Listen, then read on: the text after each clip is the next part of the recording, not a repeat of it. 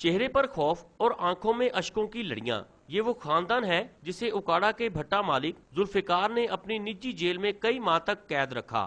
اپنی دکھ بھری داستان سناتے ہوئے لیاقت نے انکشاف کیا کہ بھٹا مالک اپنے آدمیوں کے ذریعے ان پر روزانہ تشدد کرواتا تھا۔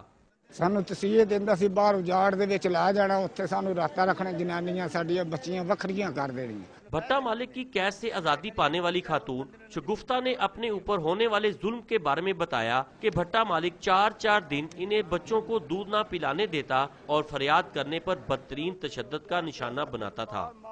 اسی منتاں داڑے کرتے رہندے سے جی سانو روٹی پانی راوا تے ساڈے بچے تسیے لیندے سن، بچیاں نوں دور لاگ کر کے بان لیندے آندے بچے تانوں ملن نہیں دینے نے۔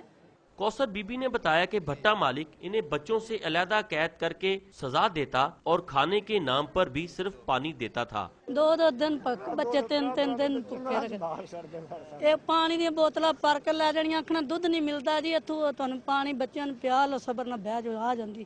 فاضل عدالت نے جھوٹ بولنے پر بھٹا مالک کو احاطہ عدالت سے گرفتار کرواتے ہوئے پولیس کو حکم دیا کہ ملزم کے خلاف مقدمہ درج کر کے رپورٹ عدالت میں پیش کی جائے۔ کیمرہ مین شہباز منیر کے ساتھ توقیر گھمن، ڈان نیوز، لاہور۔